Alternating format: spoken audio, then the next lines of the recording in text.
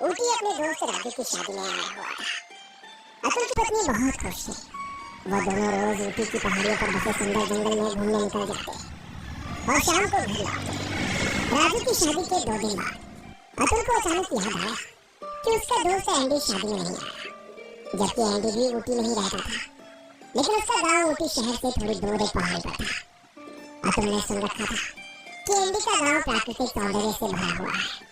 अतुल, राजू और एंडी की दोस्ती कॉलेज के जमाने की थी। शाम का समय हो चुका था। अतुल अपनी पत्नी के साथ राजू के ड्राइंग रूम में बैठा हुआ बातें कर रहा था। अतुल ने अपने दोस्त राजू की ओर देखकर कहा, तेरी शादी में आकर बहुत अच्छा लगा राजू। सौम्या ने तो तेरी शादी को खूब एंजॉय किया। तेरा बस चलता तो तू मेरी शादी में आता ही नहीं, इसलिए मैं खुद तुझे मुंबई बुलाने पहुंच गया था। अच्छा एक बात बता राजू, एंडी तेरी शादी में क्यों नहीं आया? मैं 2 दिन से आके फाड़ फाड़ कर उसका इंतजार कर रहा था। ये बात तो मैं बताना भूल गया। उसके पिता की तबीयत सही नहीं चल रही, शायद इसी वजह से वो नहीं आया। राजू की बात सुनकर सौम्या ने अतुल की ओर देखकर कहा, हमें एंडी के पिता को जरूर देखने जाना चाहिए, वरना उसे जानकर बहुत बुरा लगेगा कि हम ऊटी आए और उसके बीमार पिता को देखने भी नहीं गए। तुम सही बोल रही हो सौम्या। अगर ऐसी बात है तो फिर मैं कल तुम दोनों को उसके गांव ले चलूंगा। अरे भूल गया क्या? कल तो हमारी वापसी का रिजर्वेशन है। मैं एक काम करता हूँ, तेरी बाइक लिए जाता हूँ। मैंने सुना है उसका गांव यहाँ से केवल 10 किलोमीटर दूर है। मैं और सौम्या चले जाएंगे। अतुल की बात सुनकर राजू के चेहरे पर अचानक चिंता झलकने लगी। उसकी आंखों में डर और दहशत के साए लहराने लगे। राजू का अचानक डरा हुआ चेहरा देखकर अतुल बोला, क्या बात है भाई, तेरे चेहरे का रंग कैसे उड़ गया? दरअसल बात यह है अतुल, एंडी के गांव 3 किलोमीटर पीछे घाटी की एक जगह पर पड़ती है। वो जगह खिलाओ का इलाका है। रात के वक्त वहाँ पर जाना मुसीबत को दावत देने जैसा होगा। राजू की बात सुनकर अतुल जोर जोर से हंसने लगा। तो पागल हो गया क्या? हाँ? दुनिया मंगल ग्रह पर कॉलोनी बनाने की तैयारी कर रही है और तू अभी भी छलावे जैसी अंधविश्वास वाली बातों पर यकीन करता है? नहीं अतुल, छलावे वास्तव में होते हैं। हाँ होते तो हैं, लेकिन सिर्फ कहानियों और किस्सों में। राजू ने अतुल को रात में एंडी के घर जाने के लिए बहुत मना किया, लेकिन अतुल नहीं माना। थक हार कर राजू ने अतुल के सामने हार मारी और अपनी बाइक की चाबी अतुल को थमा दी। अतुल ने बाइक दौड़ा दी। कुछ किलोमीटर के बाद घने जंगल का रास्ता शुरू हो गया। मगर जंगल का रास्ता शुरू होते चारों ओर दो तरह से कोहरा फैलने लगा और ठंड बढ़ गई। अतुल को बाइक चलाने में कपकपी छूटने लगी। बाइक के दोनों टायर पंचर हो गए। अतुल बाइक को स्टैंड पर खड़ी करके बाइक की ओर गुस्से से देखने लगा। क्या हुआ? वही जो नहीं होना चाहिए था। एक तो रात का समय, ऊपर से इस बाइक के दोनों टायर पंचर हो गए। ओह टेंशन मत लो, राजू को फोन करती हूँ। इतना क्या? सौम्या ने अपना मोबाइल फोन निकाला, मगर उसमें नेटवर्क नहीं थे। अतुल भी अपना मोबाइल चेक करने लगा, मगर उसके मोबाइल में भी नेटवर्क नहीं थे। वो दोनों रात के सन्नाटे में कोहरे के बीच एक सुनसान जंगल में खड़े हुए थे। तभी अतुल को अंधेरे में एक साया चलता हुआ नजर आया।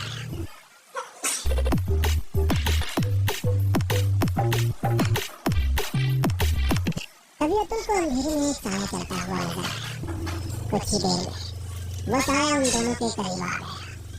वो एक सुंदर लड़की थी जो हाथ में लालटेन पकड़ी हुई थी।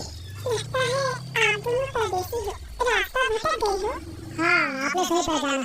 एक तरह से देखा जाए तो हम परदेसी ही हैं। मेरी बाइक के दोनों टायर पंचर हो गए हैं और हमारे मोबाइल में नेटवर्क भी नहीं है। समझ नहीं आ रहा कि क्या करें। लगता है पैदल ही चलना पड़ेगा। रात का सन्नाटा फैला हुआ है बाबूजी, और एक घाटी का इलाका है।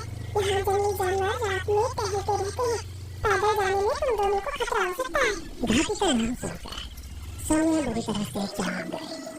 तभी उसकी नजर सड़क पर लगे हुए एक बोर्ड पर पड़ी, जिस पर मोटे मोटे अक्षरों में लिखा था घाटी का इलाका। वैसे आपका नाम क्या है और आप इतने सन्नाटे में कर क्या रही हैं? जी, मेरा नाम सुकन्या है। मैं इस जंगल में अक्सर लकड़ियाँ लेने आती रहती हूँ। यहाँ से कुछ ही दूर पर मेरी झोपड़ी है। मेरा गरीब खाना, मेरा भाई मोटर मैकेनिक में काम करता है। अगर तुम चाहो तो मेरे घर जा सकते हो साहब। मेरा भाई आपकी बाइक के दोनों टायर के पंचर को सही कर देगा। अगर ऐसा होगा तो यकीन मानो मैं आपका एहसान जिंदगी भर नहीं भूलूंगा। वह सुंदर लड़की अपनी लालटेन लेकर आगे की ओर चल रही। अतुल बाइक घसीटता हुआ उसके पीछे पीछे चल रहा। कुछ देर में वो दोनों एक झोपड़ी के सामने खड़े हुए थे, जिसके चारों ओर लंबे घने पेड़ ही पेड़ थे। वहाँ भी चारों ओर कोहरा छाया हुआ था। सौम्या के चेहरे पर न जाने क्यों डर झलकने लगा था। उसका दिल किसी अनहोनी आशंका से न जाने क्यों धड़कने लगा था। सोनिया ने आस्था से अतुल से कहा, पता नहीं अतुल, मुझे यहाँ पर कुछ अजीब सा लग रहा है। कहीं तुम भी इन गाँव के लोगों की तरह भूत खिलाड़ी पर विश्वास तो नहीं करने लगी? अरे भाई ये सब बकवास बातें होती है। तभी उन दोनों के कानों में सुकन्या की आवाज तक आई। आप दोनों अंदर आ जाओ, मेरा भाई कुछ कहने आता ही नहीं होगा। लेकिन मुझे तुम्हारी झोपड़ी के अलावा आसपास कोई दूसरा घर तक नहीं दिखाई दे रहा। क्या तुम इस जंगल की वीरानी रहती हो? सुकन्या बहुत रहस्यमय अंदाज में सोनिया की ओर देखकर बोली, हम गाँव वालों के लिए वीरानी और सन्नाटे कोई मायने नहीं रखते। तभी अचानक जोरों से बारिश होने लगी। अब आप दोनों जल्दी से झोपड़ी के अंदर चले जाओ। ये पहाड़ की बारिश है। इस बारिश से शहरी लोग बहुत जल्दी बीमार पड़ जाते हैं। मैं तब तक अपने भाई को ढूंढ कर लाती हूँ। वो दोनों झोपड़ी के अंदर चले गए और वहाँ बिछी हुई पुरानी चारपाई पर बैठ गए।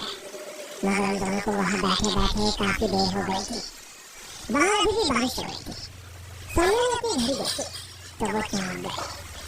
घड़ी रात के 2 बज आ रही थी। सोनिया डरते हुए अतुल से बोली, कुछ गड़बड़ है यहाँ पर। कुछ लड़की हो गई, वो बहुत देर हो गई है। सोचो अतुल, इस घनी जंगल में सिर्फ हम दोनों अकेले ही हैं। तभी उन दोनों को बाहर किसी के कदमों की आवाज सुनाई दी। लगता है सुकन्या अपने भाई को बुला आई। तुम तो खामोखा डर रही थी। मगर अतुल और सोनिया ने जैसे ही अपने कदम उस झोपड़ी से बाहर निकाले तो बाहर का नजारा देखकर उनकी आंखें दहशत से फटी की फटी रह गई।